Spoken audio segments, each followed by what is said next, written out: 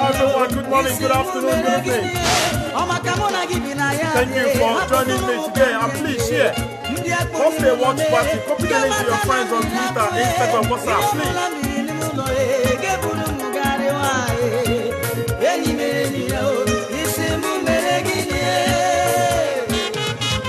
Good morning, good afternoon, good evening. Any mereni ya. One day.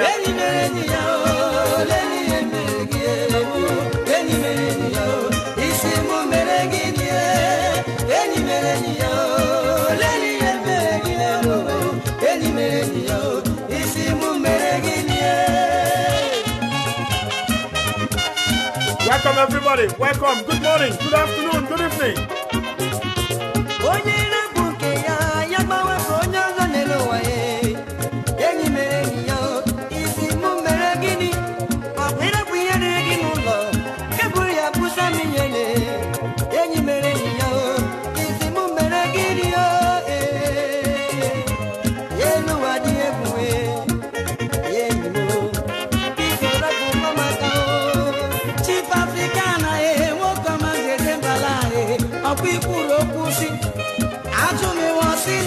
Hi everyone, good morning, good afternoon, good evening, wherever you might be watching from. I am Oko Emmanuel Onyeka Okulora, and I'm very, very well today. I trust all of you are good, and it is very, very important that we talk about this critical issue today. I'll not leave it tomorrow. There are issues you tackle immediately.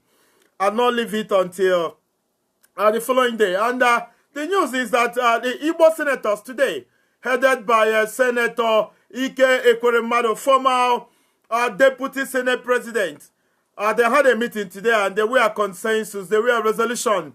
Of all of them, the one that is of most importance is that the Southeast senators, 15 of them had a consensus. Those in YPP, those in PDP, and of course those in APC, under heavy pressure.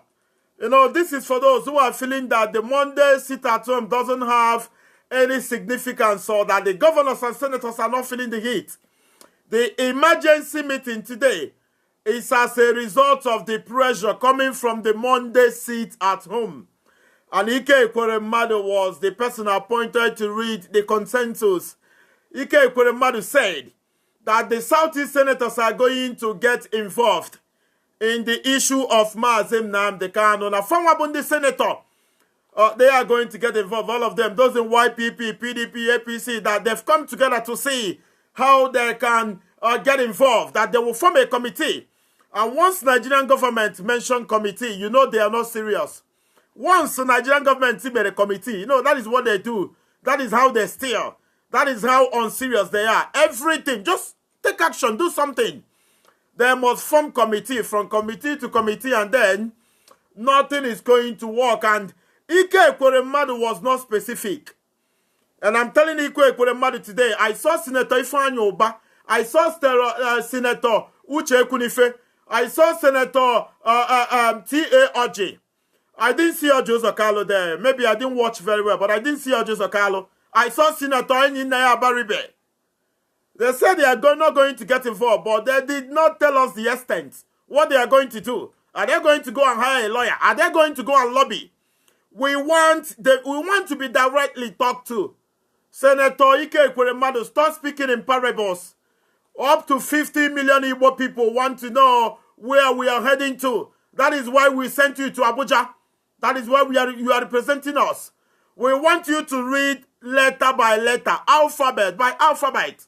What we are asking all of you to do is to go to presidency and tell them that if they want you to continue to be part of the entity called Nigeria, they must, as a matter of urgency, order the immediate release of Mazi Nnamdi Kanu. The same Nigerian government, through Alhaji Sheikh Gumi, they go to the bush and they give billions of Nigerian naira to bandits.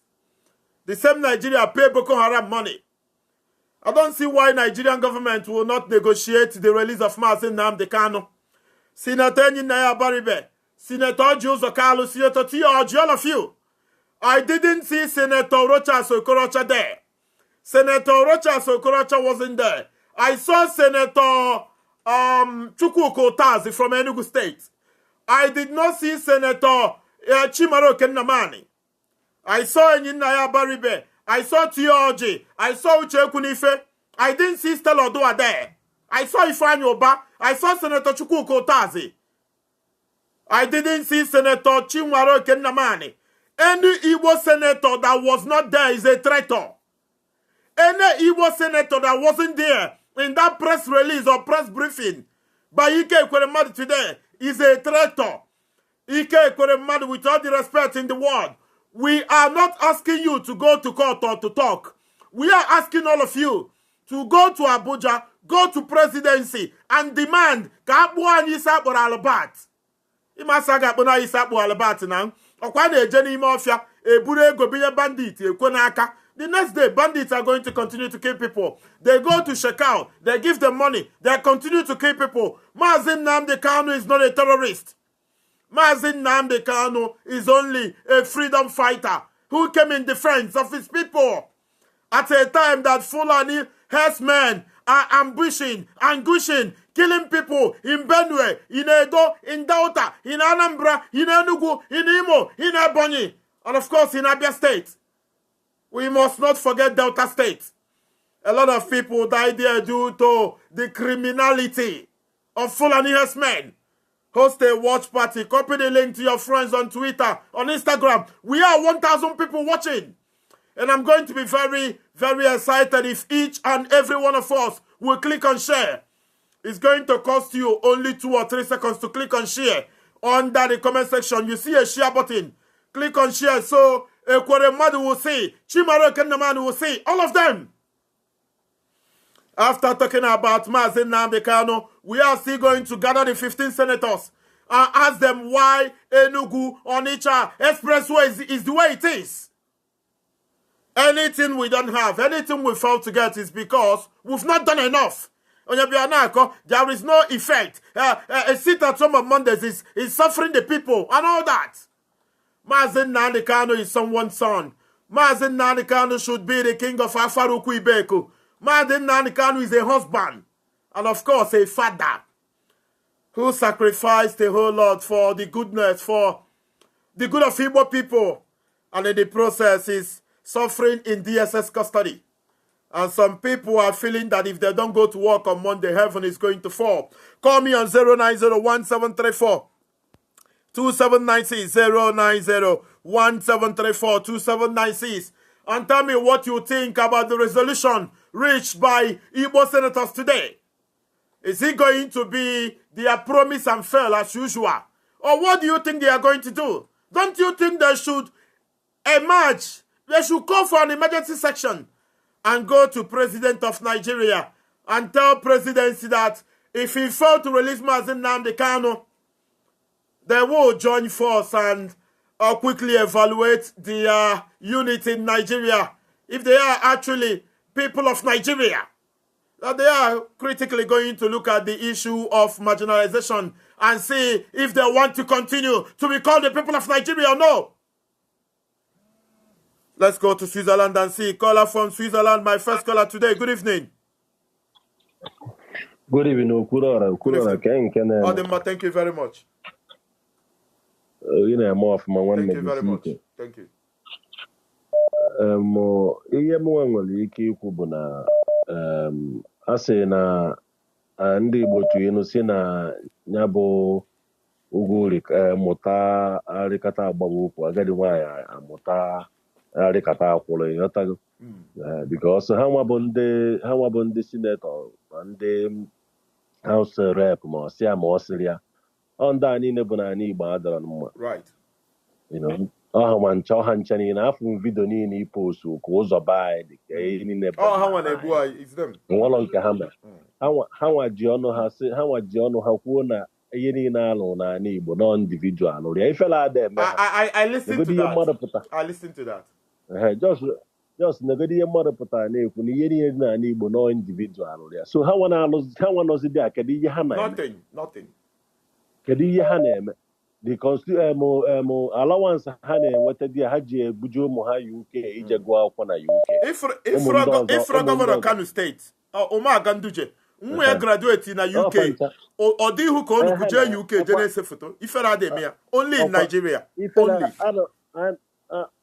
afugo many of them na Zurich airport here ihe na-agwa ha most of that time then otega aka you know mgbe m na-arụ ọrụ near that airport I used to see them ihe afụ ha there they are not that shameless you know very shameless set of people akpọta ụmụ ha nụchaghị so many we know them ha ncha nọcha na Europe ebe a thank you very much my brother thank you very much if you call me please try as much as possible to make it 1 minute so as to allow a lot of people to contribute because I'm not going to exceed 1 hour today.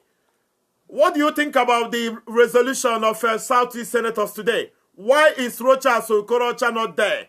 Why is Senator Obinna not there? Why is Senator Chimaro Kennamani not there? Why is Senator Stella Odua not there? Remember, every Igbo senator not present in that press release or press brief is a big traitor.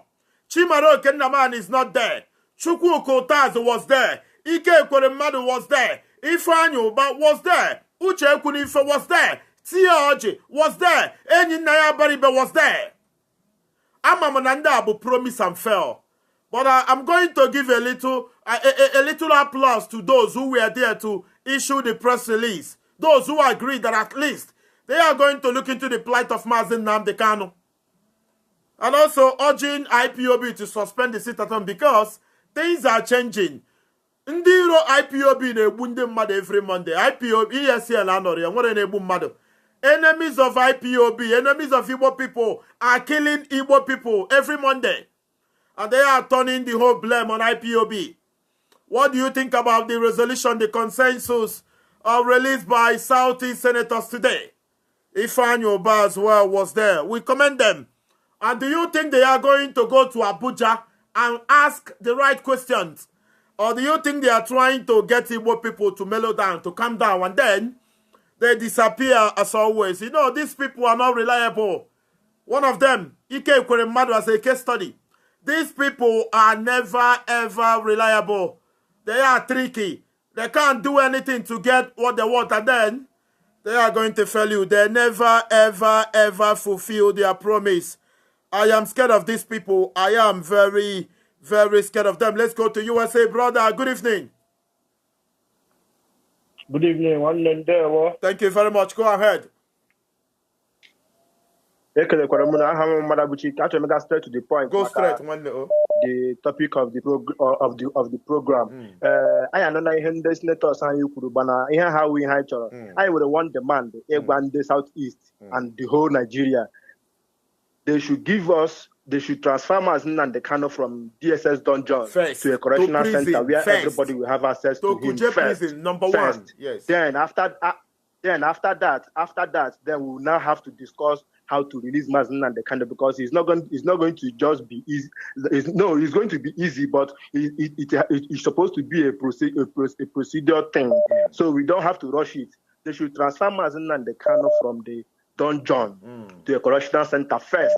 If they want us to stop sit at home, if they don't do that, they are talking nonsense. We will keep on sitting at home until we see our leader. It's really they kidnapped our them. leader, it's we haven't seen him. Thank you very much.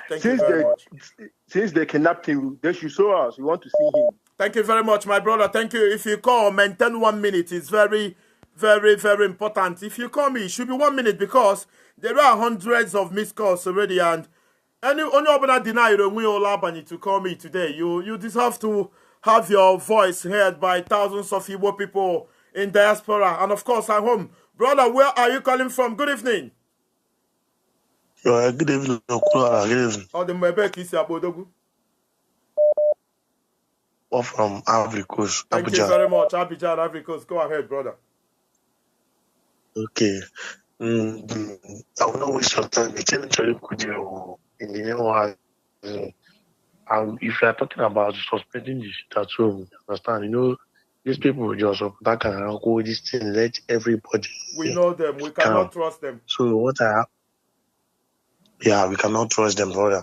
So they want to use it to bring us down. So as for now, we are going to watch them after some few times, if they do not take any action, and we will continue the sit at home. For the sit at home, we will continue every day. That is my own opinion. Thank you very much, my brother from Ivory Coast. And I can assure you that Southeast governors, Southeast politicians, hey, lose Uga Nibo. And I can assure you, when you lose such control or command, I'm not sure that in this life they are going to regain that. Igbo people no longer listen or respect their political leaders because we've suffered enough.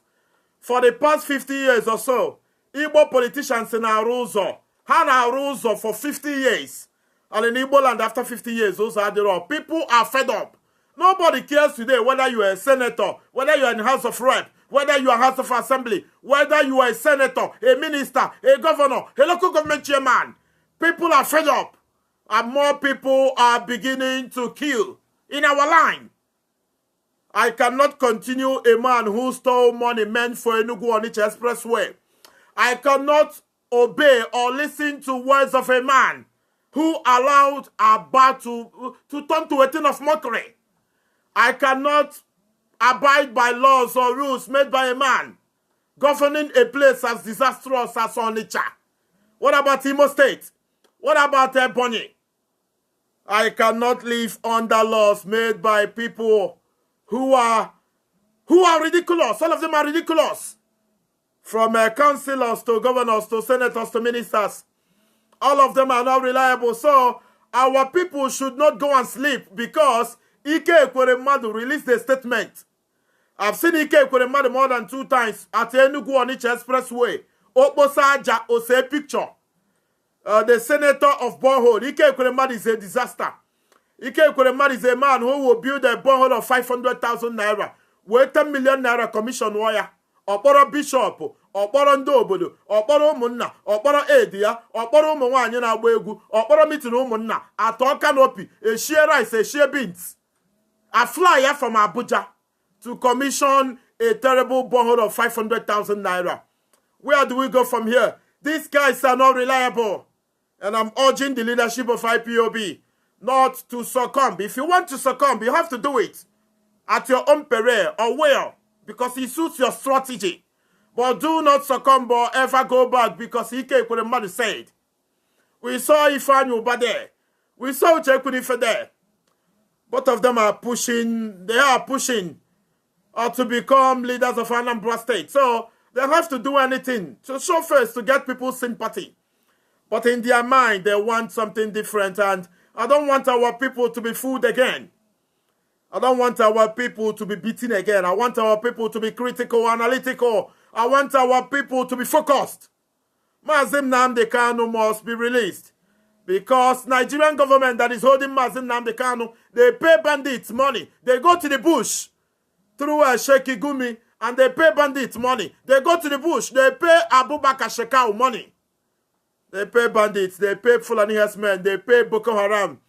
And they are holding Mazin Nnamdi Kanu, and our people, I believe, are not doing enough. But today, Ike Ekweremadu, I say they are going to ask questions of Nigerian government, that they are going to set a committee. That is one thing I don't want to hear. That committee I don't like. Since I was born, there is committee after committee in Abuja, committee, VP, committee, women, committee, National Assembly. All these committees never ever provide 1 kilometer road. And in the case of Mazin Nnamdi Kanu, nobody should do committee. I want all of them to go to Abuja. 15 senators, those in House of Rep should join and protest. Why put Mazin Nnamdi Kanu in DSS custody? Why not start the charges and all that? Why pay bandits? Why pay Boko Haram? Why pay murderous Fulani herdsmen? And then you put Mazin Nnamdi Kanu in DSS dungeon for asking that his people be safe and free from this unity forced so many years ago that never ever provide running water, a unity that never ever provided electricity. It's coming to 2 weeks. It's almost 2 weeks now. No electricity. Let's go to South Africa. Caller from South Africa. Good evening. Yeah, switch off your listening device, brother. Switch off your listening device or quickly move away. Yeah, No, I'm still hearing myself. Our brother is not ready. If you are calling, you need to move away from your listening device. It's very important. If you fail to do that, your call is going to be coming and the broadcast is going to be turning back as well. And then we are going to be in a very difficult position to understand you. Brother, good evening.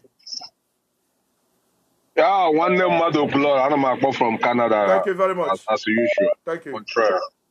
Because ihe nchọrọ ikwugodo bụ ịma ihe bụ David. Thank you very much.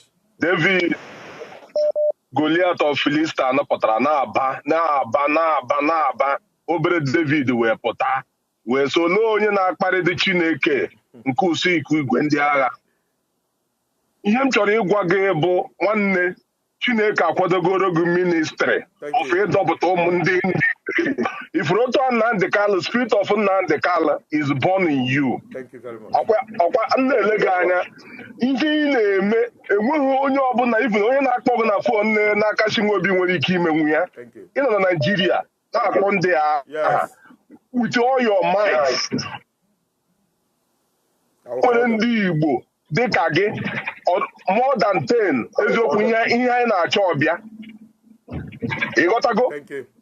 Ọkwa ịghọta anyị na-agwa gị ya biko ihe ị na-eme jido ka iji. So like okwu ị na-ekwu gbasara ndị pụta na TV tụta abịabịa mee majik nwanne ihe a bụ ọ paycheck ha maka ọnwa agwụwago ọ paycheck ha ka ha na-achọ ka e forward ọrụ ha. Ihe niile ha na-eme ewu rubbish. Ọ bụ taa ka ejidoro Nnamdi Kanu. Ọ bụ na junior brother ha ka ha ji ka eji ha agabaghị okwu ya since. Ịghọtago? Anwụrụ nwa mmadụ ka anwụrụ nwa ọkụkọ. Onye ofe mmanụ ejidoro ụbọchị mbụ na Kotonu ndị ofe mmanụ niile gbakọrọ gawa okwu ya. Since eji onye ndu IPOB enweghị onye pụtara kwuru okwu. So my brother, ihe anyị nidiri ime bụ ịkpọ disi na anyị na-eme akpọ ya aha. Ịghọtago? Onye na-asụsụ kwụsị ịnọ n'ime ụlọ apụtazina. Since onye a na-apụta ha many years, ihe ọ pụtagoro. Ọkwa nke a na-eme apụtakwa egbuo mmadụ. Ịghọtago? So like ihe ị na-ekwu ihe a ga-eme distin bụ nwanne ejidogo disipụl na mkpara amara otu eji ya na-apịshi ha ike o metụwago ha n'ahụ so ka ejidochie ha ike ti ha ahapụ onye ndu anyị kpọga ya na normal place a ga-akpọga ya onweghị iwu o mebiri eme nwa ka e mere ibe ya obi dị ya mma anyị nwewu ndị Igbo ma ihe let us stand on our ground.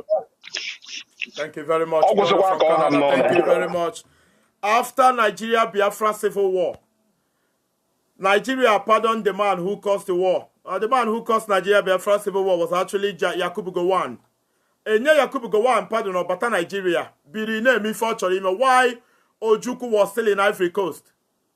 So at some point in the Igbo we biri simba na aga akpọ na ayi isi akpọrọ alabat. Osi na eme nwata ka emere ibi obidi ya mma. People like Sam Mbakwe. People like A.O. Iledibe. People like Mbazurika Amechi. People like Nwoko Kokemafia, Alex Ekweme. People like Chubo Kadibo. Chubo Kadibo, Yofoyi. You know, someone like Kemafia. Onune Kula Raden. You know, Igbo people, they came together and they started asking questions. You know, they say, why would you pardon the man who caused the war and the man who fought in defense to protect his people is still in exile in Ivory Coast? Ndị Igbo jibiri, you know, Ekene di Chukufa. Someone like Oliver the Kokwe. They started pushing on the then President Shehu Shagari. Shehu Shagari, the president, current president of Nigeria, overthrew to take over. Shagari was the man who pardoned Ojukwu and Ojukwu returned, and the party of Ojukwu's return will remain the greatest party in the history of Igbo people. Since the return of Ojukwu, I don't think there had been, or there will be another party of that magnitude. It was the biggest party in Igbo land. You can go to YouTube and search a song called Nato Ojukwu by Oliver the Kokwe. Oliver the Kokwe, the Bakwasia, Chukwu Abekod Megu. Ikendi Igbo. No one form or organ yegi. Ni feji Maria Nenu Wabegu. Na Egu Koga Agria Bonwania. It's unfortunate that ndị Igbo enwere mmadụ today. Enwere onye nwe ike ịpụta play the role oile dị ibe. Onweghị ga-apụta na play role mbasuru ike ama echi. Nobody will come and play the role of Joe Asogwa. Onu na-ekwula ọra. These are the people. You chubo okadi Igbo. On the putasina Nigerian government. No. You forced us to remain Nigerians. Yes. Why pardon Yakubu Gowon? Why Lojuku? He came bandi Igbo Jinona Ivory Coast. Nigerian government under Ishewu Shagari eziga ukwo. Sit them president of Ivory Coast. President who felt to Buai that Ojuku can now return. Agwandi Igbo fakwado. Ekene diri Chukwu ndị niile gbagote na ana Igbo. We bute boss eburu jebe airport na Nnewi after call da Lagos. Chukwu emeka dị mejo egwu Ojukwu da na Enugu ndị Igbo we duru abata. Nobody has the balls today to ask those questions. Why you ga-eji kwuo bandit ụgwọ, ekwuo Boko Haram ụgwọ, ekwuo Fulani herdsmen ụgwọ, ekporo Maazị Nnamdi Kanu kpọchie? Everybody today is about politics. Achọrọ you want to go to Senate. You've been in Senate for the past 8 years. What if you wetara mmiri, you wetara ọkụ, you brought nothing. You want to return to Senate. That is the goal of all of them. Politics. You win election. You win election. You do not care about the plight of the people. 2 weeks. No electricity. And nobody cares whether I die of heat. Whether I struggle and die because I have no electricity. Nobody cares to know. The plight of the people. The aim of the people. The purpose of the people. They do not care to know. They never ever care to know. They will never ever care to know. But we need to rise up to the occasion. Caller from Sweden, good evening. Hello, Flora. Onyamala Sweden, can I dig one name or Dalum? No, one noise to work from Sweden. Thank you very much. One, you can all in a law if you were on Agnabagumba. Oh, and I'm Uborona, but one Walundibo, Unebekwana Makwa, because I made this decision so many years ago. Go ahead. One among which can on Amen. My answer is this sit at home must continue. Because we cannot. In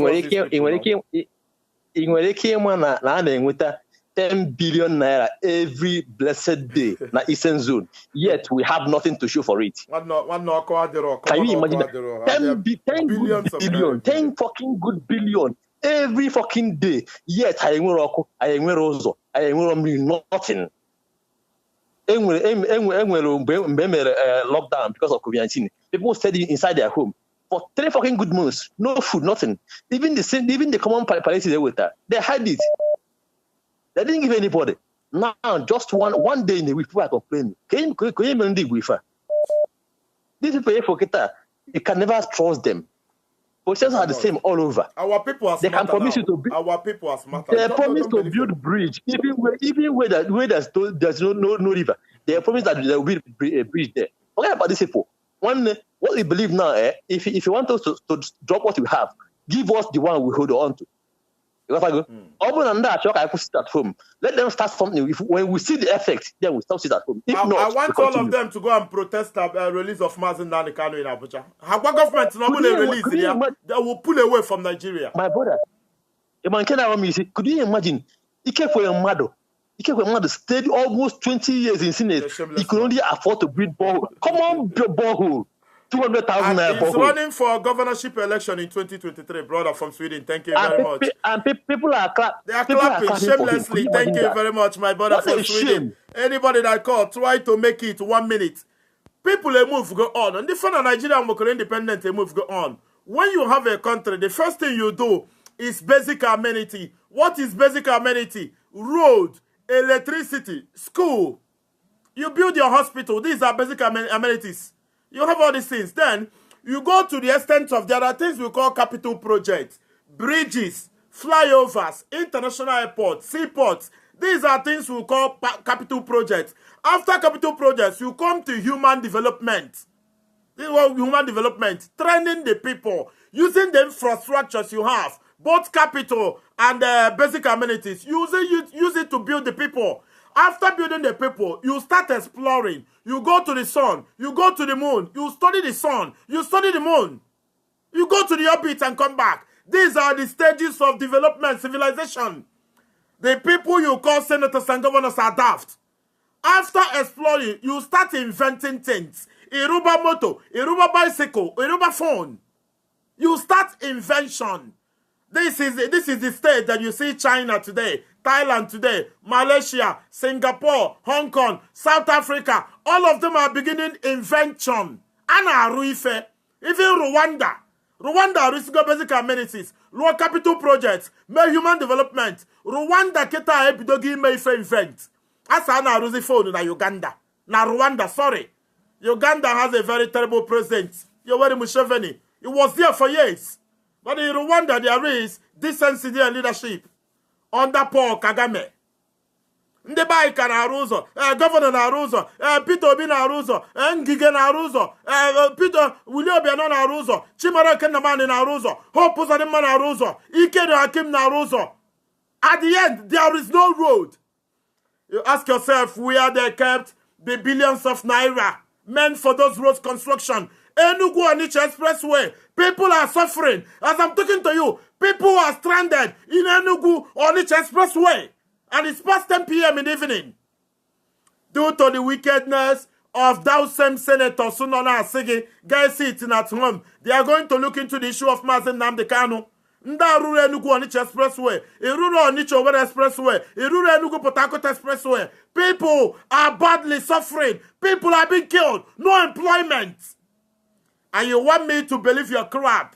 You want me to believe that you are going to go to Abuja and ask a question of the presidency. Inyere m ọkụ, inyere m mmiri, inyere m ụzọ, unu ọgwụ anyị adịrọ mma. And you want me to believe that you are going to do something bigger. Unbelievable. There is a brother on the phone. Good evening. Oh, Kulora, one never there. Thank you very much. Abba, go ahead. Oh, Kulora, even here we're going to be so far. I'm going to tell you, yes, it's a yeah, later, you must have given the Kulora, Ngapema cross or so, Lotama Soko. I'm going to say, Kulora, he done a came wish. I get to get out to a man, and here is not the car. He doesn't have. But in a Kunina Pono Totonega, Manukuna Gota, you will be in a Sao, Natakwe Sao. One or Totona, 18 a go pure water. Cross auto. Only mass before get cross a gas so a lot of again so every blessed day now every blessed day. No, thank you very much, brothers in Abba. I want you to see my personal politicians criminals. My brain goes to Korezo. Are they not criminals? Only about what those are 10 billion naira where you are, but is that person not a criminal? If you are here to justify what Igbo governors and senators are doing, you better go away, because this platform is not where people gossip. People here are realists. We say the truth. Enugu Onitsha Express, I want to get more than 10 times. Somebody really here, a criminal, and you are saying we shouldn't call them criminal. I should call them reference father or reference sister or what? I don't know, some idiots are here today, and I'm never ever going to allow them to change my mood. I think I've done so much. Even when I woke up tomorrow and say I'm not going to speak the interest of Igbo people enough, Jehovah Kusun in Kendaha, Maname make enough. Enye mmadụ 10 billion, 20 billion welu ọzọ. O were ya tii na akpa. Nne na nna gị na-eje Ọnịcha ha tọ n'ime mmiri. Ha nọ n'ụzọ for 10 hours. And you are asking me not to call the person a criminal. I should call the person onye ime enigwe nke atọ. Amasi. Our people are terrible. I don't know why. Not our people. Some of our people are terrible. Some of them, a lot of them are incredible. Caller from UK. Good evening. Okulola, good evening, brother. Okulola, let me use this opportunity to thank you very much for what you're doing. Thank you. You are doing a great job. Thank you very much. And you are brave indeed. Thank you. So, what I want to say, Okulola, Maazị Nnamdi Kanu jụrụ ndị Southeast governors. Say ha, ị na-asị m hapụ ihe m ji. Elekwenu ihe ị ga-enye m ka njide before, ma ị ga-enye m something ma ejide before ma hapụ ihe m ji. I remember that statement. Only that statement may have the plot or egbu. So, ndị asị na ndị na-mess it at home, self decision people take ebe NSAS endri. They actually manufactured propaganda talks to destroy that phase of revolution they did. And people decide, okay, now in the Southeast, because this is autopilot, nobody is leading them. They decide by their own conscience to stay in the house. And you're threatening them even in the house. And then there is, I said, in every action, there is a fundamental cause of this action. The fundamental cause of deceit at home is the case of Mazi Nnamdi Kanu. Yes. And hypocritically, these people are paying deaf ears to the fundamental cause of it. And you want to enforce tyranny and breakdown of rule of law on them. No, you can't succeed. Come to ask, just give me 1 more minute, please. Right. Just to ask a question about the money, the security vote they've been getting, all this money, they say, hey, Deceit at home is affecting our economy. What was that economy doing for them? Nothing. Now, if the government of where I live now say this, if you're doing sit at home or if you're protesting is affecting the economy, now I can understand, because if I have flooding in my house, they will come and replace all the, house, properties that I have. I have the council, I have the tax returns, I have anything I want, I have the medications, and I can say, yes, this country is working for me. I want the economy to grow. But they have all these votes, they have these allocations, allotments. What are the benefits the effect of that to the people? Yes. What they're actually crying for is, well, the money they are getting for themselves has somehow been, tampered with. This is just and the election is coming. They are losing money. And they are losing money. Imagine where a governor say, if you did not open your bank, a private bank, hey, if you don't open your bank, they will close it for you. Look at a country where you have laws. You cannot do that. People you don't have the capacity and you don't have the fund. You didn't give them the fund. You don't even have any platform for even the masses who you are saying your economy is affecting, whatever. You don't even have a platform where they can go and borrow money to start a very business on a very low scale. Do we even have data? Do we have data of citizenry? We don't have. So we are not going anywhere. Thank you very much, my brother. Thank you, brother Charles from UK. Thank you. Well done, my brother. Thank you. Nigeria is the only country where government doesn't have data of citizens. Nigeria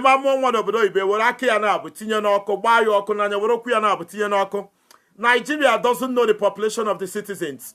Enugu State doesn't have data of Enugu indigents. Enugu doesn't have data of non-indigents of Enugu living in Enugu. Nobody knows. There is no data. That is why it is very, very easy to falsify anything in Nigeria today. I am urging our people to stand firm. Do not listen to Ike Ekweremadu or T.O.G. Our brother from Aba. See no chori ija afia no tutu no na-eji ego pure water oji asoko. Because a place called Tony Mas in Aba is gota. In fact, it's where they manufacture gota. Iga amanyo ukwu na gota igafe iwere pure water saa ukwu. Inaba na mgbede igorukwo pure water igafe Tony Mas saa ukwu. And the senators in charge of that place called Tony Mas are the ones telling you that they are going to form a committee. I don't want to hear committee. Since I was born in Nigeria, committee. A committee that cannot yield common running water. A committee that cannot solve the issue of electricity for the past 50 years. I am never going to be party to that nonsensical committee. Where do we go to? Let's go to United Kingdom. From there, we'll go to France, Norway, and then we'll go to Oceania and talk to our brother in New Zealand. Caller from UK, are you there? Caller from UK, good evening. Good evening. Thank you very much. Thank you.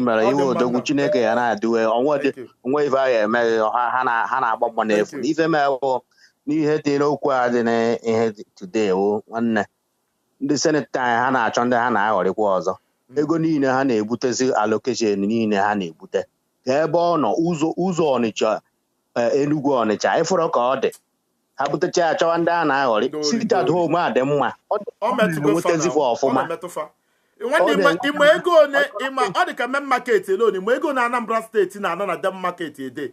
And on Monday will be the most important business day. Monday. You can imagine how they lose billions of naira every Monday. See continue sit at home. See continue. Let's continue. Thank you very much. How am I gonna detain? I go serious. Thank you, my brother. Thank you very much. I love your call. It ended in less than 1 minute, and that fuel it finished already. And tomorrow I'm going to talk about our brother who died in Indonesia. If I in a bury I'm going to do that announcement tomorrow. Piko no Igbo, ndo obodo Igbo, ka happen do nota. Unu ga-enyeru m aka na fuel. 2 weeks na enwere m ọkụ. Na struggle with data, na struggle with fuel. A liter fuel na Enugu na 220 naira. Iwe 4 gallon gba fuel 5,000 naira no na half ya. Duto na na-eri ya 220 naira instead of 160 naira before. Ndị no were sa na-ere 250 no were. All the very difficult for me now. Bikonu. Onye chi igbanye fuel ya deru message na WhatsApp. I'm going to be very, very happy. You write me on WhatsApp, nature is supporting with fuel or data. It means a lot to me. I'm going to say a special thanks to you if you ever do that. Bikonu. Call them Kaneku. Oh, thank you very much. There is a brother on the phone. Caller on the phone. Good evening. Good evening. Good evening. One Dalu. Thank you. Thank you very much. No, your call is not clear at all, brother. Your call is not clear. When you call, you don't necessarily need to greet me. I'm just go straight to the point. Oh, Bikonu. Igbos, but you go straight to the point. So another caller will come. Oh, Bikonu. Caller from UK. Good evening. Good evening, Okwara. Oh, no, my Canada, one name, Mado. My brother, just seeking all in. Thank you. Just seeking all in. Thank you. So, if I don't know what they could, but I my brother. Oh, see, I'm on Nabai, but now, Otubai is the kita, no, my brother. But not the man, that sit at home every Monday. This is what America, because someone you have the man asking you what they back what to I can near no yeah, had a back what goes in there on a better paha. I tell you the back here. That in the but go hand they lose it too much. And they lose all the revenue how they generate from Ayanina and Zuma and the brother, Monday is the most important day of the week. So they are losing billions of naira. We like that. I like it. I'm Nigeria. On Monday, na bank on Monday na buy. Would be curious na bank na buy on Monday. You know, I don't know the break away na yard on Sunday or Saturday. How much I you got about 1 o'clock, 2 o'clock.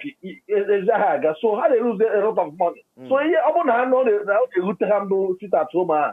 How dry he man. See how na more the I have some thoughts as well. Yes. Because people go fed up. Yes. I don't know what you better. They should spring into action immediately. They should spring into action immediately. Thank you very much, my good brother from United Kingdom. I'm telling you the truth. Now for Igbo politicians to come together and mention Biafra and mention Mazi Nnamdi Kanu, they never, in fact, it is one thing they avoid.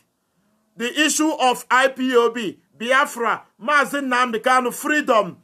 Igbo politicians are running away from it due to their allegiance, due to their acquaintance, due to the alliance with the Fulani oligarchy in Abuja. You know, in Nigeria, it's believed that before you win any election, you must go to the north. I saw one guy, they say Valentine Ozibo, whoever he is running for governor in Anambra. He went to bow for Atiku Abubakar in Adamawa, because he wants to be governor of Anambra. I've pinned my account number there. Those who want to support me, you can do that as well. Or you can send me a message on WhatsApp. And I'm going to reply as soon as I see the message. Thank you very, very much. Let's go to Indonesia. Caller from Indonesia. Good evening.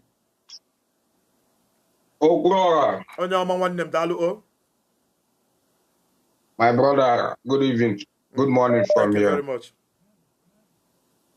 Thank you.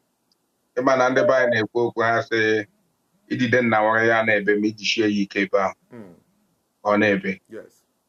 About the buying our people, most of our people, Abia said, Naba, Adigo, Obiadis, boys, Obiadis in the mother, because Hanta yes.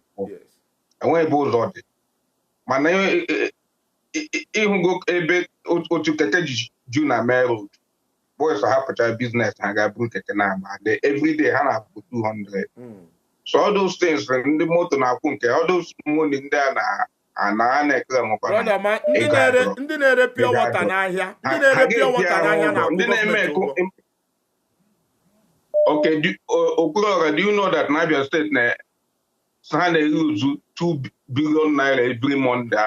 More than 2.something billion naira. You see? So, man, make 2.something billion naira on Monday. What of Tuesday? What of Wednesday? What of Friday? Saturday, Thursday? Eh? After everything, after all those things, I got Abuja and I got 4.something billion naira in a month. At the end of the day, when every year we got every year we are going to ask that question. In fact, I'm going to Aba. You will. I will go to Aba. Thank you very much. I volunteered to go to Aba. Njesi Enugu Onitsha Expressway. I'm going to Aba. I don't go my Aba too much. Aba Bogota, people in Atafofo and all that. I want to go to Aba and see for myself. I'm going to Aba. And I'm going to go there at all cost. Whatever. I don't care. I'm going to go there. Ifa abo Ozioma Kandezi. Ozi Chinekezim Kandezi Ifa. And I'm going to put everything on the line. I don't care the repercussion, the consequences, the after effects. I've thrown caution to the wind, and I did that because of my love for Igbo people. I don't understand in 2021, some of you be UK, Germany, Japan, Malaysia. If you go there 10 years, 20 years, they will be for 1 minute. Generator can naso. Mecha program na mgbanyo ya obere. Ọ na-akụkwa 2 ma 3 mgbanye ya. Ka m wee naru AC obere wee lahụla. This is what we suffer on a daily basis. It's almost 2 weeks, no electricity. There is no electricity, and millions of us living in the east. As I'm talking to you this moment, we do not have electricity. What did we commit? What atrocity, what crime did we commit against the leadership of Nigeria?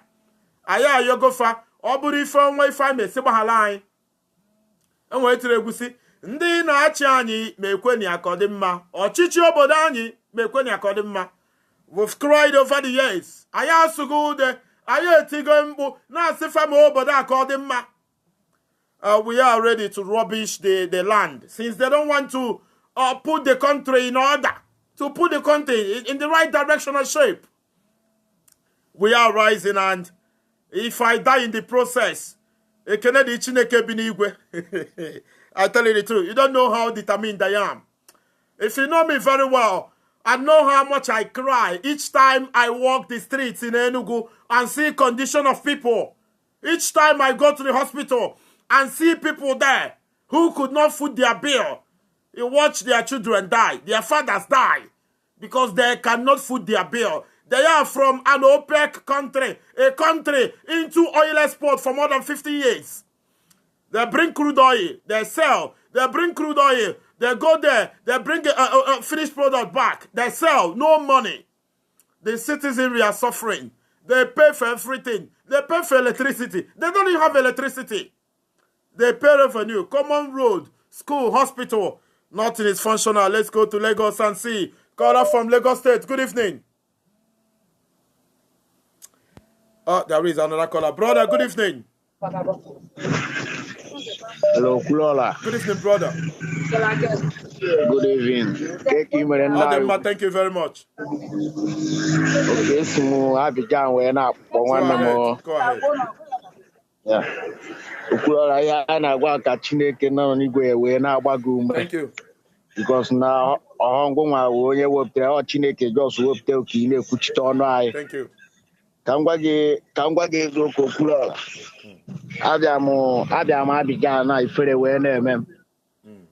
Ka anyị si gị na ifere ji eme m owu na Nigeria ụmụazị obodo a ma ụmụazị na-atọ akwa na-asị na ya eso m na Naịjirịa ha ya eso m jee Naịjirịa na ha ya eso m jee Naịjirịa ngwa ha na ọkụ adọrọ n'ebe anyị ụzọ adọrọ ha sị na m achọghị ịkpọ ha wee na-asị ka m na-atọ amachọghị ịkpọ ha wee jee Naịjirịa na Naịjirịa wee obodo oyibo na anyị nwere ego si ha na-aga ụda anyị na-akpọ ugbo a na-agwa mma Davido ha na-efe ego na Cubana ha na-efe ego si na ha na-aga ụdị na be anyị o si ha na jenaletọ ịmakwa n'obodo a na sinsi m bịara obodo a bifo ifu jenaletọ anya ime vileji mmadụ ebighị ọkụ dị na ya mmiri dị na ya so flash ya akwụ ụgwọ ma ndị politishan be anyị nọrọ onye wuru owere ego gbaa n'akpa wee na-eriju afọ ndị ogbenye anyị nwa na-ata afọ ebe anyị na-ata afọ It is where we'll find ourselves, brother from Abidjan. Thank you very much. And we are going to rise up to the occasion. I don't know how determined you are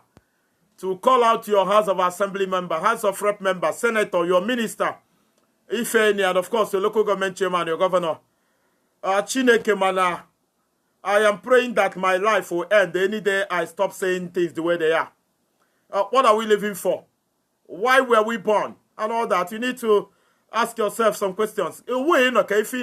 Somebody said from Switzerland, Mr. Okafor said that in Nigeria, people are not living life. People are only existing.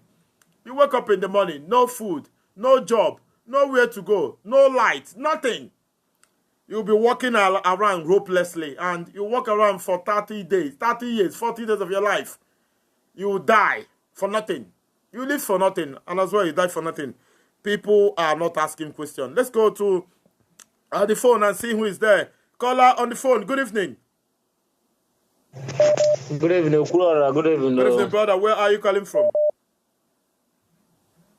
Flora, Afamobo Johab. I'm on Imo State, but I'm in Lagos. Carlo, go ahead.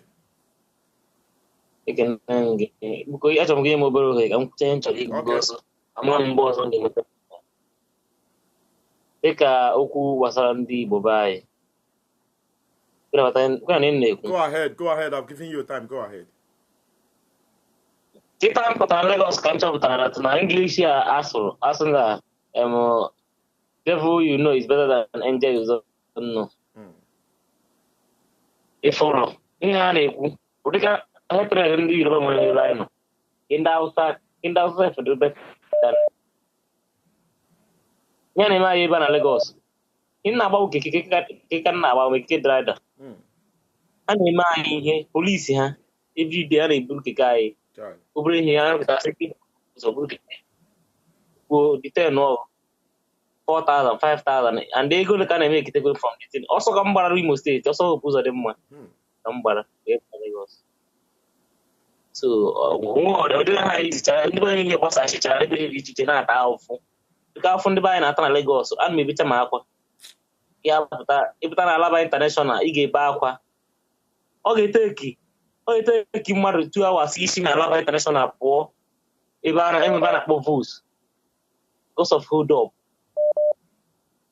ọ na-eme a na-adọ ọnụ biznes ndị be anyị ndị agboro nọ na Lagos ebe a inye ọma mere ị ga-akwụ ụgwọ n'izu ọrụ ị na-eme na ị ga-agwụ ihe ndị na-eme anyị adịghị adị na-enwere ụbọchị kpọrọ nọmba gị I'm so live a secret host program. Can we give the chance? Because I'm a bucket. All the chance to call the buy in Lagos. At half for you know, for neighbor, name is Megidi. Operation Libon Lagos. I'm a monogua, na East, yeah. When evening, I'm made back to 410, and I'm going to go. See about my travel. I will see you in Lagos next week, brother. I will save your number and I'll see you in Lagos next week. You deserve something, and I don't think you are comfortable. You deserve support, and I believe that me and few of my friends, if I can talk to few people, we can find a way to help you. There's something here. We can support you. I'll see you in Lagos. What if I'm something? Don't worry, I will see you in Lagos. I will save your number. I'll see you next week. Thank you very much. Thank you very much. Thank you. Us no onye keke ka obu. Or some opposed them, but then Yabakwa Kekena Lagos and not easy at all. It's not easy. And you can understand. Let's go to USA and say there is a caller on the phone. Good evening. Good evening, sir. Good evening, Okuroli. Thank you very much. Yeah. Biko as m kam tito na ya na-ekwe na akpọgidego People are calling. adịm reach, so but thank God ekenere m Chukwu na m richiri gị taa, so ya mara gị mma. Asịrị m reach gị ma mara ka ife mere ana m connect, so na-egbughị oge ka m tinye ọnụ na ya na-egwu. Biko anụrụ m na-esi na ị ga-abịa Aba, biko ịbịa ga-echetara ore m boot biko ịbịawa biko chetara ore m boot biko. Eziokwu nwanne ịbịa na Aba ị ga-ebe akwa. Ama m ka ewere ebe dịka azin ewere ebe Aba ka mma. Ebe Aba you go shed tears, ị nọrọ n'ụzọ ị ga na-ebe akwa. Ndị baro a na-ana ndị baro ego, ndị pịa ọda na-anaghị ego. No road. Ndị mmadụ na-anọ n'ụzọ complete 1 week erube Port Harcourt from Ishi Aba jebe Port Harcourt. Ndị mmadụ na-anọ n'ụzọ complete 1 week. They never reach ordinary Port Harcourt here due to hold up. Ndị mmadụ na-ehi na main road. Container na-ada. Chineke. My brother, eziokwu ka m na-agwa gị ihe a na Aba dị very mess up. Total mess up. I'm going to condemn. Mma nọ n'ime gota na-eme live video. Ife ọ ga-apụta ya pụta. Upon that, no, they arụbere ndị mmadụ ụzọ ha na-akụ afịa. Ewere personal video sendere gị ha na-akụ afịa na-emebisi ife ndị mmadụ. People are suffering everywhere. No place in Aba, no place. No, a single place. Single. I know Aba. I live in area. I know my girlfriend area. New place. Aba area. You will spend up to 5 hours in Aga. Just ordinary to hold up. No place. So I know support to sit at home. I'm supporting it because I had frustrated. If you not go know 1 week, I the radio. Thank you very much. People are very tired. Thank you very much, my brother. Thank you very much, caller from Aba. Thank you very, very much. Thank you very much. Caller from USA, are you there? Good evening. Yeah, good evening, Okulora. Thank you very much. Okay. Biko ihe na-eme dị mma. Ịghọtago Chineke gọzie gị ebe ọ dị ukwuu. So m sị ka m contribute gbasara ihe na-eme. Makwefụrụ mpụta ndị gọvanọs na senators pụtara. Ihe a na-achọ ime bụ ha chọrọ ideceive anyị. Ịghọtago? Now they have seen it that my election elutebego nso. So what they are trying to do now is to tell people to call off the sit at home order. Yes. Sit at home, so many people listen on autopilot. Yes. So how kita na apatago say that na they want to contribute ka amalo ihe yeme basalo nande kano. And the MC kam jilo hela agwande banyebo. We should not listen to them. When we started this sit at home, they told us that now we go tire.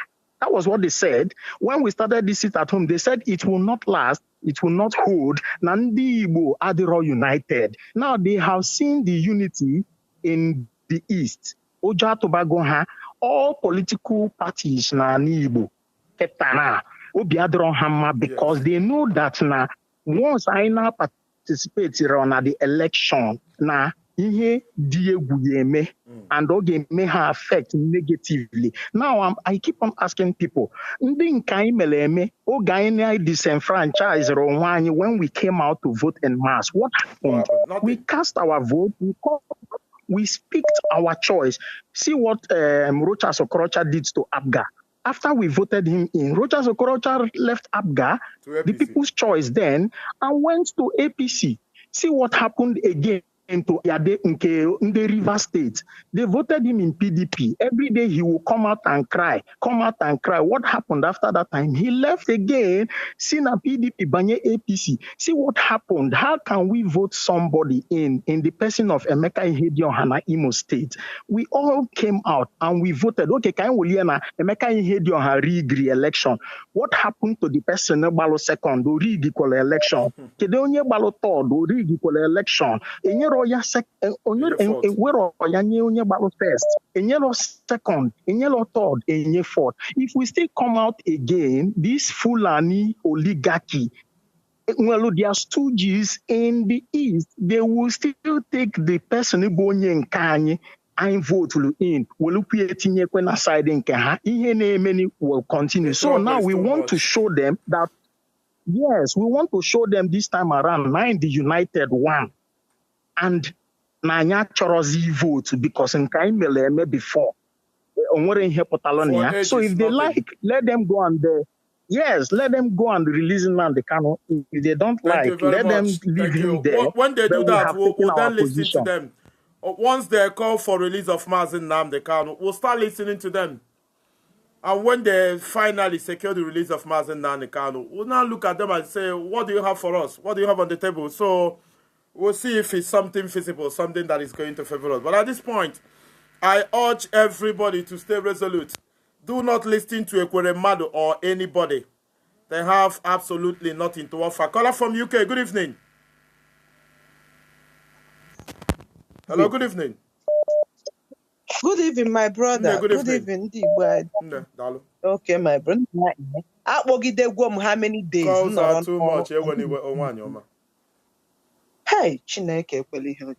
So right now, na my page, maybe live. Where who's your notification? Okay, Sister Gobabe, welcome. Okay, so with this senator Patrick Nkanka, what is he in now? Where tinye mama kama no man of our people, the man that we respect so much.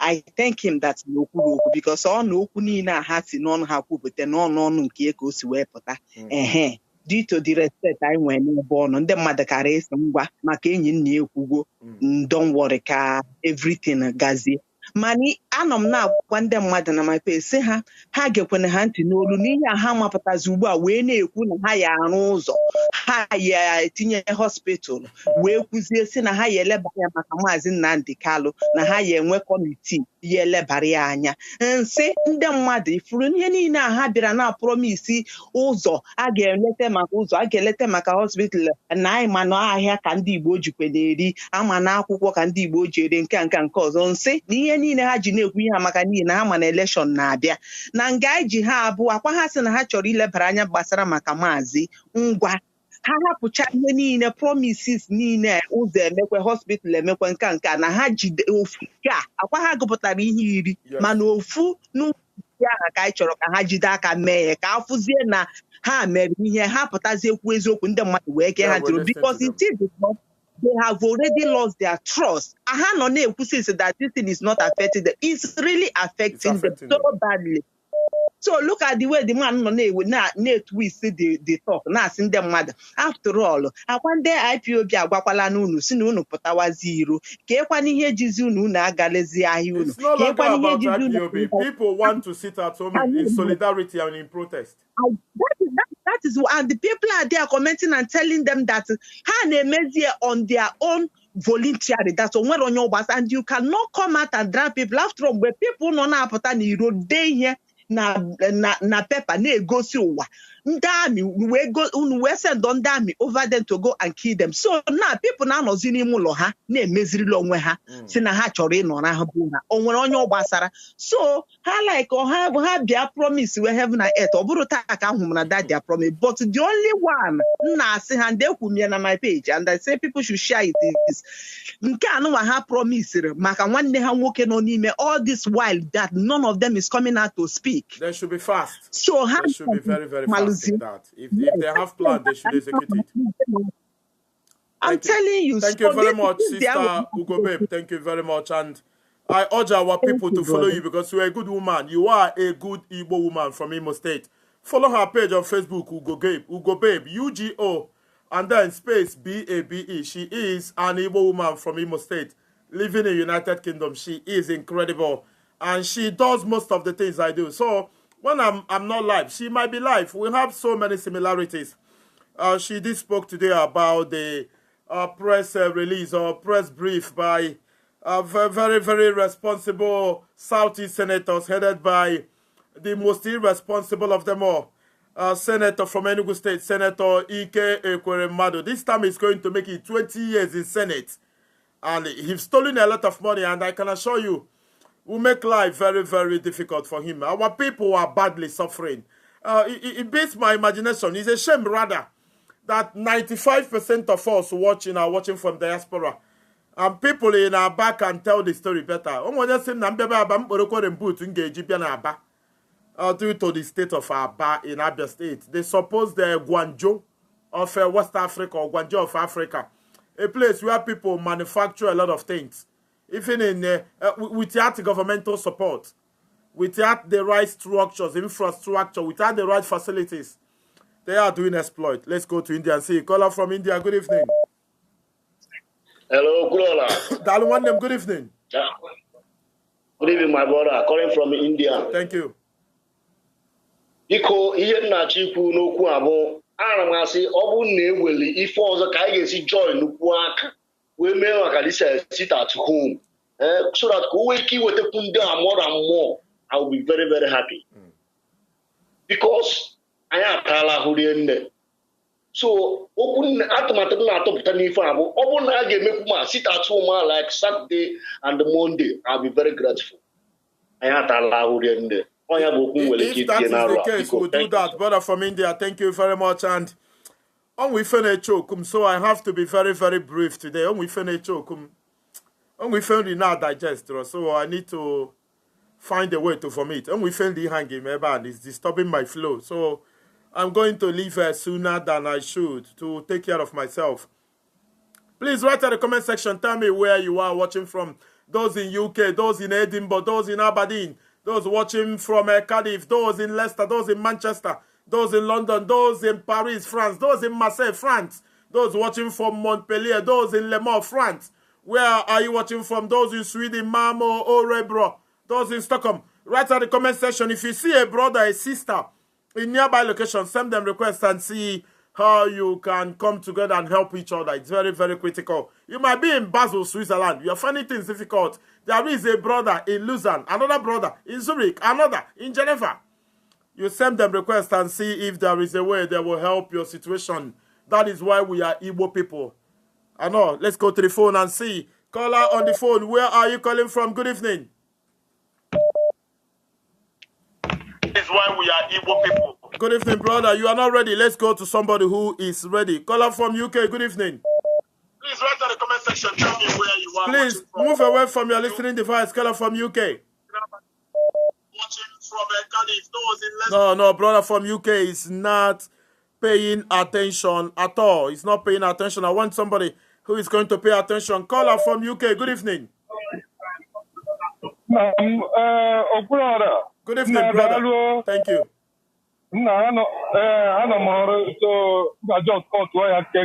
Okay. No election in Anambra State. There is nothing. That's why I I did the alpha. Until I need to continue until I have if not, MSC election. If you can you endorse there for my brother? Thank you very much, my brother from UK. Also, no, all about go cheap or something there. Caller from Switzerland. Good evening, brother. Hello, good evening, Okuraha. Good evening, Wandem. I'm calling from Switzerland. Thank My you name very is Ezrika Ogotem. Thank you. Okuraha, because as I come to this thing at home, and we keep at Friday. Can I on a man because now Monday, and you will keep me Friday. I'm ready. Naka is it depends on the leadership. Naka, and we little power. In fact, more power. ka anyị ụmụnna ka anyị were kwuo ofu ụbọchị adụkwuo ya ka o jezuo ha ahụ na ofu a ha ka na-anweta ụgwọ ha datịzuo ya ha ka na ha chọpụ ime neti na ozu abụọ na ị ga-afụ n'ọgwụgwụ mgbe ya bịara mee ya Tuesday bịa mee sit-at-home for ndị egwuregwu na be maazị Nnamdi Kanu ọja ka ha pụta kwuo which means na 2 days ga-aka metụta ha n'ahụ. Ana m arịọ ụmụnna ọnwa na anyị ga-eme one day at least Friday ka o jezuo ha ahụ ebelieve na ha ga-erite n'ozu ọsịsọ. Thank you very much, my brother from Switzerland. Thank you very much. Also say one more day. You know, freedom is very, very expensive. So whatever you put to get freedom, I think it's worth it. Caller from Lagos, I hope you are there. If you're not there, we'll go to Libya. Caller from Lagos, good evening. You are not there, we should go to Libya. Caller from Lagos, good evening. Good evening. Good evening, brother. Thank you. Thank you very much. After oge m fọrọ the video ndị ase ha na-represent anyị enegide m dịtị m anya enwere ezigbo mmadụ m fụrụ die sọsọ abalị bụ somebody nwere awa interest nọ die ihe niile aha nọsi ebe ahụ ndị ebiri m azụrụ very well nne ife ahụ bụ afọ ya ahụ alone agwaghị location nọ ya n'afọ ya aha ị ga-asị ka egbuwa ya afọ ya ahụ immediately aha ka ọ bụ nke gara Germany iri ju ya nke nwaanyị nke na-eyi sọsọ gold ego agwaghị gold na ọ na-eyi n'ahụ ị ga na-asị criminal ọ na-agba gold worth 20 million once. ọsọ ahụ ya niile aha gold and ihe niile abụ ego allocation na-abịa ndị ọ na-eri sọ naanị ya ebe anụnwa the worst place in Anambra State bụ ebe amansi ọkụ uche ekwurife bụ the senator mmiri adọrọ dị ụzọ adọrọ ha na-anwụ gonorrhea ma ọya mmiri niile na-egbufa ma typhoid ọ uche ekwurife enwekwe n'ihe ya gbanyesa ya na o nwere ego ọ ga-eji eyi gold wee dọwa ahụ n'ụzọ that is enwere nke nwere trace of human being nọ there. So for me, my brother, ihe a for ha na-eme ụjọ and another thing bụ asị gị na committee ihe ọ na-eme committee forget about it. Enwere isi. So for me, ọ ka mma ha na-eme ejigo maazị Nnamdi Kanu for so many months. Ike ekwere mmadụ is not telling and he was not definite. Ọ na-akọrọ bish, ọ na-agba okirikiri. It was not direct. Ihe ifo hapụta na-eme na abụ nwere ike eji njago ha na Abuja ha jọsọpụta mee ihe a ka ọkwa na enwere ihe a na-eme ha ditime hit ego ha enwere ibe ha ji azụ ejo ọwụkwa na even if Nnamdi Kanu ga-aka ọta ukwu enwere isi adọbụlọ Deceit at home. That is only. Thank you very much, my brother from Lagos. Thank you very much. It's a shame that I'm going to be short today due to some discomfort that I'm having, and we are going to continue tomorrow. I need to quickly examine myself and see how I can feel better. There is a caller on the phone. Good evening. Yeah, my brother. Good evening. Good evening, brother. Where are you calling from? Okay, Charles calling from Ikeja. Thank you very much. Go ahead. Okay, because I just want to come in from this angle. Okay. You know, this agitation. Ndị Yoruba na-emekwu nke a na Lagos now. When they caught this guy Sunday Igbo, Sunday Day Mo Igbo, you see the way the Yoruba elders rally around that guy. Even Obasanjo them and some Obas has to rush down to Benin Republic to stop them from bringing him home. And now the Abba Kyari was indicted from FBI, US. The Fulanese ministers in a way born had set up panels, of inquiry, blah blah blah. Just near delay in a way, but the guy naga. And the case is dying down now. Nobody's talking about Abba Kyari again. The Fulanese are standing on the ground, saying, "When you did the guy." But they did not the calendar ni lepotri nonsense na ba won ke chori ku. Orulu word la ha ke nwere na ha wa wala because ha choka that to vote. Yes. One no yaga nda ha ni le won ara. We will not. Ko hum daga wo age na madu mahia at that age ha ni le ucha fools. Onye ge kwara nda ha nti. I will not. Nye ge la ha nti one vote of la go again. Was in fact I need this leadership action at that Libo. Onye obala na ọrụ onwe ya. Ka hapụ ebe ahụ to ga. Thank you very much, my brother from Ikeja, Lagos. Thank you. When I come to Lagos, I will be very, very happy to meet our people in Lagos and at least have a handshake. I shake all of them for all the incredible things they've done in my life. All of you are amazing. I love you so much. Good evening, brother. You might be my last caller today. Good evening. Okay, good evening, Okurora. Thank you very much.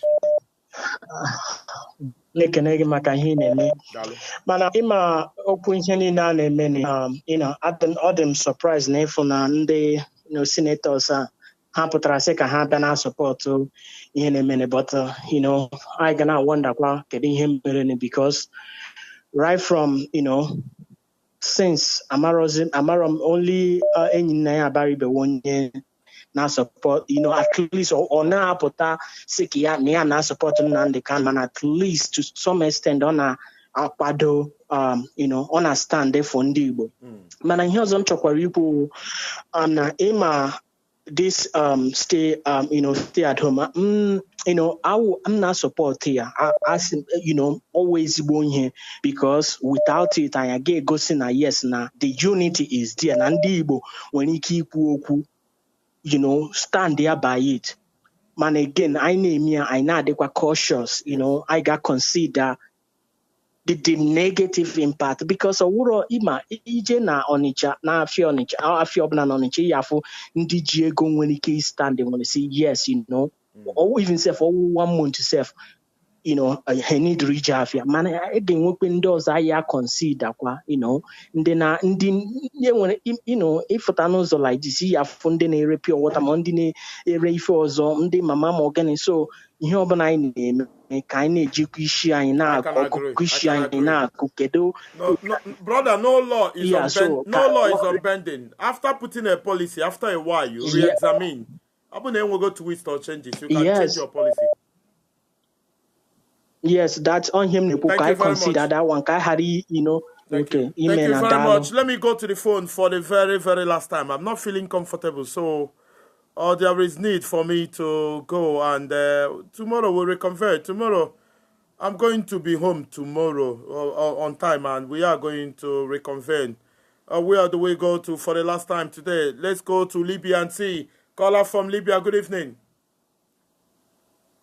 Hello. Good evening, Okurora. Thank you very much. I'm Napo from Libya. Thank you. Yeah. Program again, Amaka. Na ihe my brother. More on website. No buy a ka ajishi ke no kunu lo mo. Because here and then my abanya mini. Kamwa if buy no ya Okurora.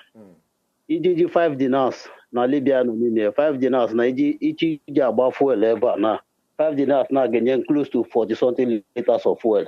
And that 5 dinars now we're by 500 naira.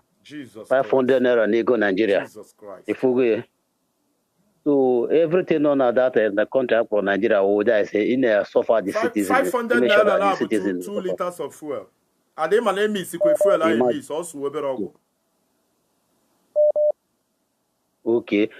And ebe na fuel ebe na da abụọ na fuel na abụọ na ọwa asị fuel ebe ekupe kita na dese ebe tichi ofu oga achọtụ yọtago na Libya ebe na and ịbịakwa na ihe akpọrọ gas ebe this a big gas cylinder ndị ebe anyị na-ego nnukwu ego ịga na the company gị bụ kita na ya gerechi gị ewu 2 naira ka mkpọme 2.5 dinars ahụ wee ebe 250 naira nego Nigeria. This is a big gas bomber and a host, So that country, here just the upside down. Or cooking bomber via this country. Could you believe say came by 2015 on this country? I could be the Mugoko for 1 day.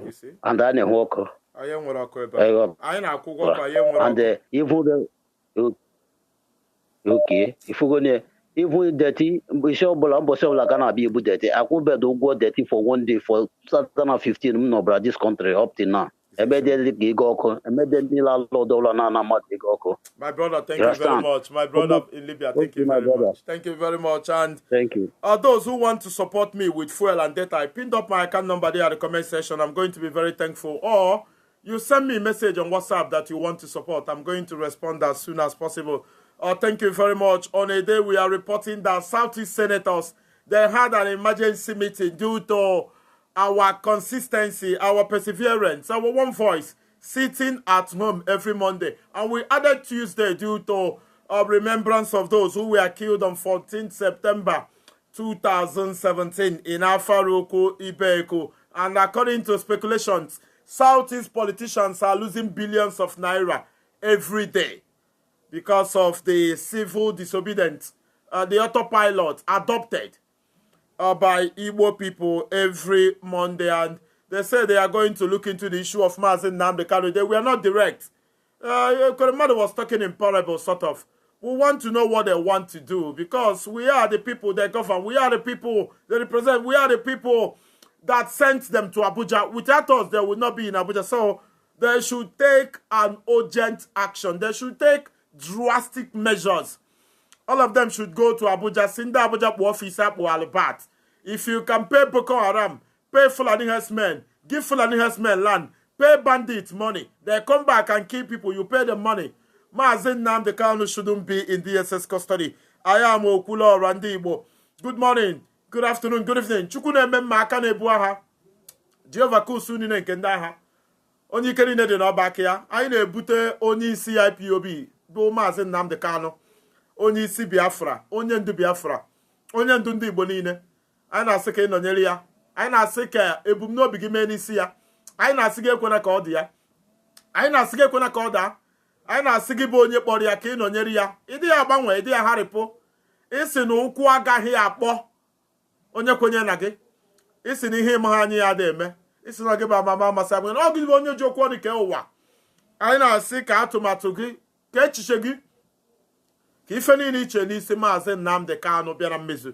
Anyị na-asịkwa ka amara gị bụrụ ihe ga-eso anyị n'abalị ya. Ndị nọ na Amerịka, ndị nọ na Tunisia, ndị nọ na Morocco, ndị nọ na Libya, ndị nọ na China, Taiwan, Japan, ndị Australia, ndị Canada, ndị El Salvador, Puerto Rico, ndị Pakistan. Anyị na-asị ka ị nọnyere ufa melufu amara Jehova n'isi. Jehova ka usi niile nke ndị ahụ ebube eluigwe. Anyị na-asị ka ihe ọma mee na ndụ anyị niile. Ana m asịkwa ka ị metụ m aka nsọ gị. I want to feel better tomorrow because I'm uncomfortable now. But akpọgo m gị afa, kpọkwa gị afa, tụọ gị afa. Kpọgo onye kere ụwa, agbanwe Jehova n'isi. Jehova Yahweh, Jehova Sikenu, Adonai. Isi na ị na-ara ike otuto, ana m etu gị afọ sị gị bie m aka n'obi, bie m aka ebe a, bie anyị niile aka. Metụ anyị aka ebe ọ na-akpa anyị. Ka ọ dịrị anyị mma. Chineke ndị niile na-achị anyị bụ ndị gọvanọ na ndị senetọ, ndị ameme nwere ọkụ, ndị ameme nwere ụzọ. Ndị a ji ego Enugu Port Harcourt Expressway, ndị a ji ego Ọnịcha Enugu Expressway, ndị ji ego Ọnịcha Owerri Expressway. Anyị na-asị ka ị were ọkụ, were iwe, were ọnụma. Gị nwa bụ Jehova ji okwu ọnụ eke ụwa, were go ji okwu ọnụ bibi ụwa. Gị na-agọzi mmadụ na-ebibi ụwa. Anyị na-asị ka ị were mma agha gị zute ndị gọvanọ anyị na ndị sinetọ anyị, ndị atinye anyị n'ajọ ọnọdụ a, ka ị gosi ha na ọgị bụ chi. Anyị na ihe ndị a niile site na aha nwa gị bụ Jizọs Kraịst of Nazareth. Ekene dị gị onye eluigwe, onye kere ụwa. Debe anyị, dube anyị, kwara anyị ụzọ n'ebe ụzọ adịrọ, ma megide ndị niile na-agba aja ama n'isi anyị. Ihe ọma meela anyị, ka ekene niile bụrụ nke gị nwa bụ eze ndị eze, Jehova Yahweh, Jehova Nisi, Jehova Adonai. Thank you everybody, thank you everybody. I'm very uncomfortable. And I find it difficult ikwu okwu. Enwe him something now digest, so ọ na-agbagote n'elu. I have to see what I can do. Thank you very, very, very much. And I'm going to see you tomorrow, probably.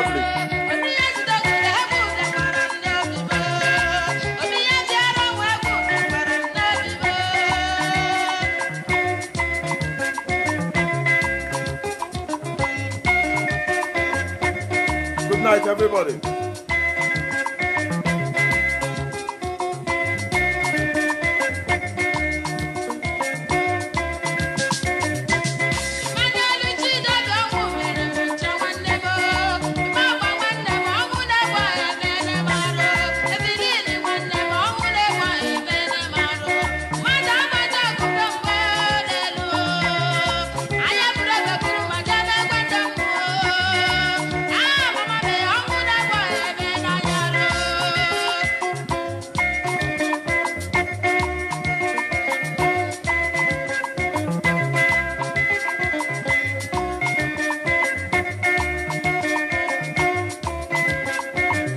Everybody.